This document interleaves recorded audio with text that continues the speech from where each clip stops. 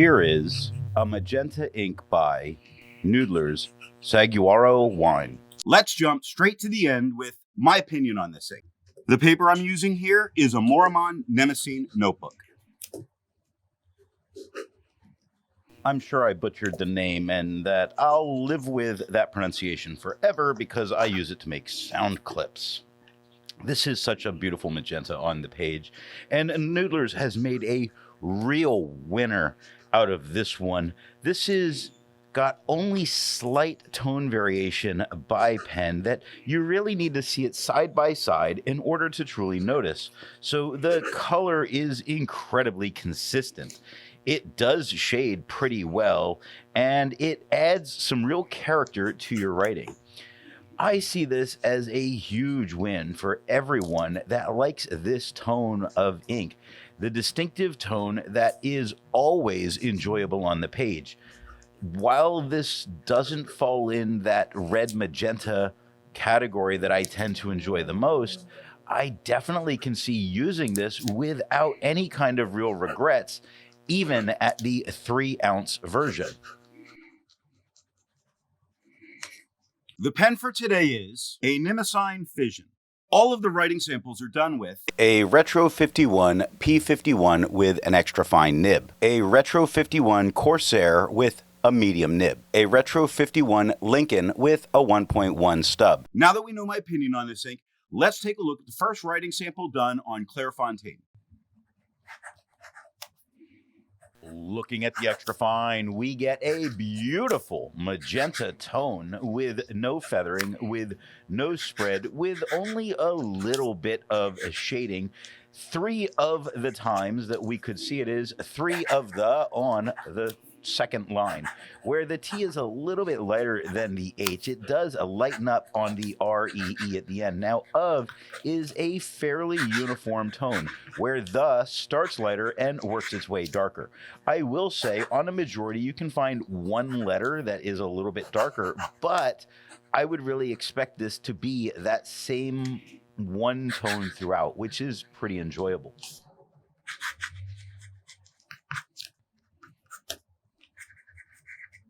Looking at the medium nib, it is a bit darker than it was with the extra fine. We get no feathering and we get no spread. The shading is much more noticeable than it seemed to have been with the extra fine. Look, it's seamed on the first line, where the S is lighter than the EEM, and the last ED does get quite a bit darker. Where turned on the second line starts lighter, works its way darker at the last, or at the E, and even darker at the D.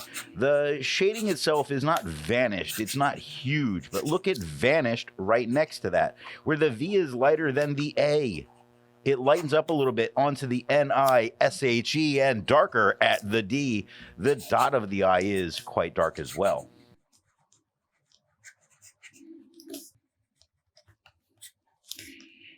Looking at the stub nib, it is just a little bit darker than it was with the medium. There is no feathering. There is no spread. There is some pretty noticeable shading. I think it looks really nice here. Take a look at arrows on the first line, where the AR is lighter, but the downstroke of that R, that first R, does get darker.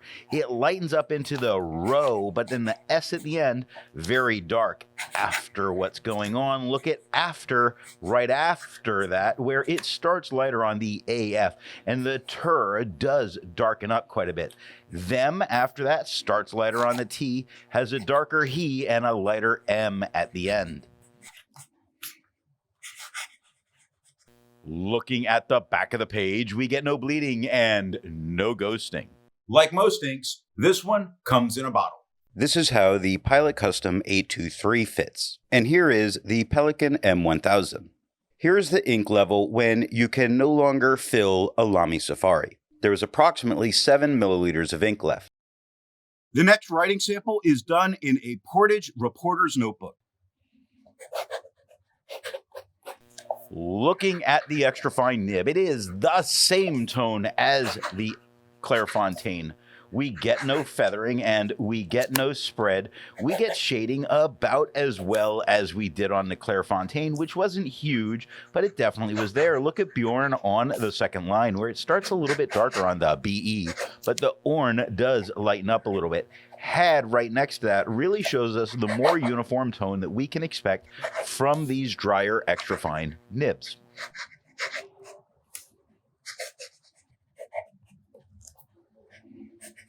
Looking at the medium nib, it is a bit darker than it was with the extra fine, the same tone as the Clairfontaine. We get no feathering and we get no spread. We do get some shading gathering around the edges. Take a look at gathered on the first line or second line, where it starts lighter on the GH. The T starts to darken up a little bit. The HE does darken some more. That RE lightens up a bit, darker again at the D, still showing some shading that we have in still right next to that, where the S is lighter than the T, and then it lightens up with the ill at the end.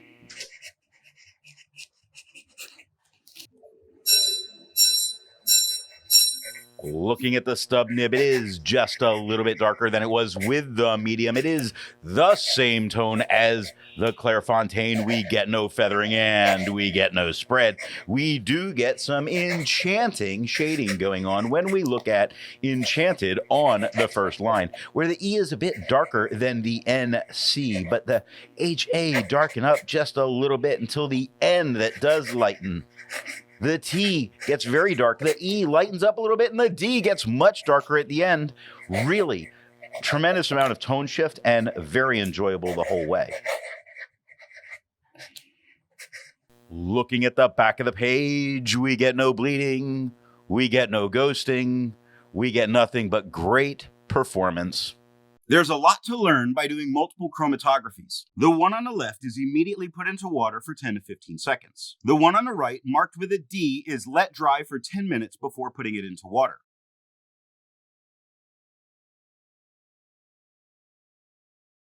The next writing sample is done on a national brand Steno notebook.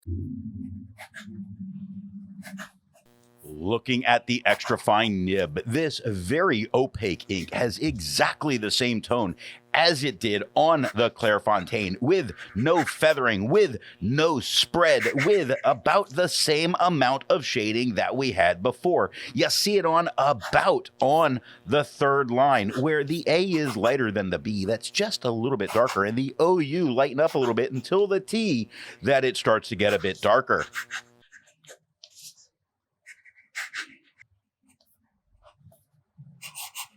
Looking at the medium nib, it is darker than it was with the extra fine, the same tone as the Clairfontaine. We get no feathering, we get no spread, we get shading just as well as on the Clairfontaine.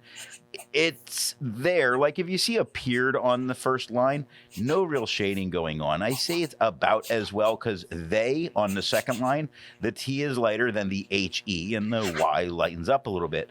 Wood right next to that starts lighter, darkens up at the D at the end, where last on the third line is a little bit darker on the L. The AS does lighten up some and the T gets darker again.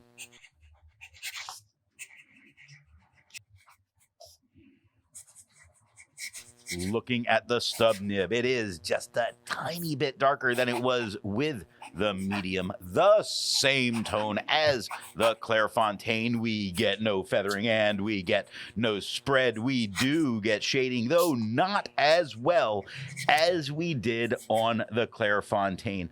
Only really a few spots, if you look for it, like if on the first line where the I is lighter than the F. There, directly underneath it, the TH is darker than the EIR at the end, and thinner underneath that, the T is a tiny bit lighter than the H, which is darker as that would imply. But the inner at the end lightens up and becomes lighter. Lost my words. Looking at the back of the page, the ghosting is well under control. You could easily write back here. Nothing bled through touching the page underneath. Resistance tests are done to see how this ink can be expected to perform on the page, and more importantly, how hard it may be to clean from your pen. The smear is allowed to dry for 3 days before testing it. The highlighter is on the top left. Pen flush is on the top right. 1/3 bleach solution is on the bottom left. And water is on the bottom right. The next writing sample is done in a Rhodia notebook. Looking at the extra fine nib, it is the same tone as the Clairfontaine. It has no feathering. It has no spread. It has shading just as well as it did on the Clairfontaine, which was not stand out huge. They, on the first line, you see is quite a bit darker as a word, but it's the beginning of the Y that is lighter. Now, did right next to it starts lighter, works its way darker at the second D. Just like on the Clairfontaine, we see mostly that mid-tone, like burdened on the second line.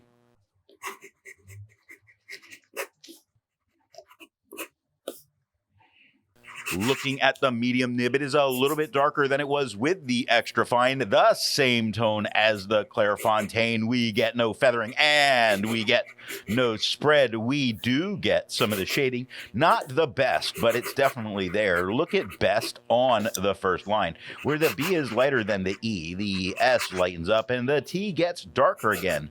They were working at this, looking at they right next to that, where the T is lighter than the H, and the E lightens even more into the Y. It's the downstroke of the Y that really starts to darken up again.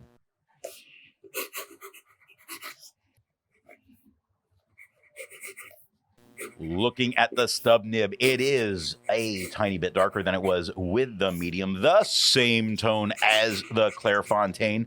We get no feathering. We get no spread. We get shading that did not become all too light. Look at become all too light on the first line. Very dark on the B, lightening a little bit in the E. The COM is lighter quite a bit more. The E is very dark. I know you were waiting for me to say that, but I just don't feel like being hit by the YouTube demonetization tool. Look at all that's going on in all, where it starts lighter on the AL and the second L is much darker, where those O's are much darker, almost like eyes looking back at you. Light is mostly a lighter word until you get to the T that is quite dark. You can't have the light without the dark. Looking at the back of the page, we get no bleeding and no ghosting. With over 1,000 inks reviewed, let's take a look at some color comparables. Here is a magenta ink by Ackerman Dutch Masters No. 6. Here is a magenta ink by Califolio Granat. Here is a magenta ink by Noodler's Kin Shihang. Here is a magenta ink by Robert Oster Maroon 1789. The next writing sample is done in a composition lab notebook. Looking at the extra fine nib, it is the same tone as the Clairfontaine. Bravo to this one right here. We get no feathering and we get no spread. We get shading just as well, though when it shows, I think it's a little bit darker than it was on the Clairfontaine. Take a look at pour on the first line, where P is much darker than the or, and food starts as a darker F, lightens up in the O. The D does get a bit darker. T directly underneath that starts dark at the T, lightens up on the IM, very dark at the E. Came right next to that, starts lighter, gets darker at the E. Really showing some nice shading on this paper that doesn't generally do that well.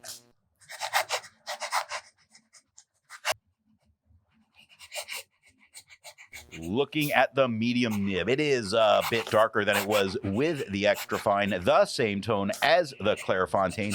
There is feathering when you look at they on the first line, though that's mostly where I see it. I don't see it many other places. I circled it to make sure I brought it out. No spread. There is some shading in a nice wholesome kind of way. The most noticeable way is with wholesome, where the W is darker than the H that lightens up darken a little bit into the LE, lighten on the SOM, and darker on the E. But for the most part, what we're seeing is like Fungus's and on the second line, which is a pretty uniform tone, with the exception of the downstroke of that D.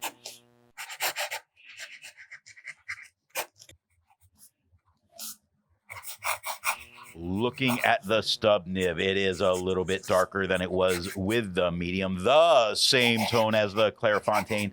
It does feather again. They couldn't help it when you look at they, the very first word.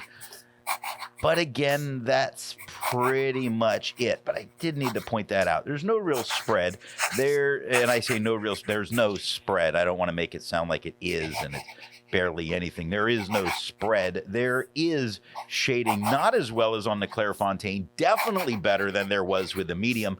If you're using this as a student, go for the stub, because man, your notes are going to look fantastic. Looking at the back of the page, as that student, you get no bleeding, no ghosting. You get to easily right back here, add more notes, fill that notebook up with notes, all the learning that's going to be going on with this beautiful ink. While it's nice to see color comparables, I prefer to see an ink that complements the color on the page. Here is a blue-black ink by Mont Blanc Midnight Blue. Here is a gray ink by Diatramentis Silver Gray. Here is a yellow ink by KWZ El Dorado. Here is a black ink by Diamine Quartz Black. The last writing sample is done on 20-pound copy paper. Looking at the extra fine nib, it is a bit darker than it was on the Clairfontaine. We get no feathering, but we do get some spread. Takes it up to about a medium. Really such a good ink on this paper. Holds a nice distinctive tone. Holds together really well without the feathering. You can't say enough good about it. Now, it's not shading, but it is copy paper.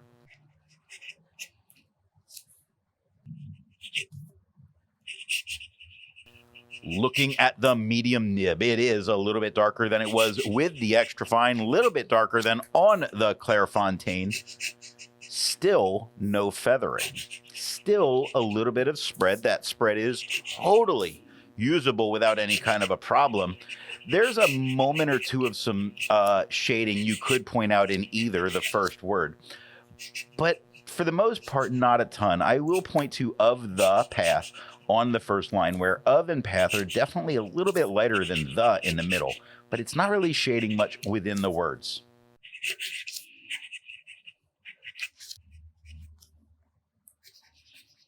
Looking at the stub nib, it is just a tiny bit darker than it was with the medium, just a tiny bit darker than it was on the Clairfontaine.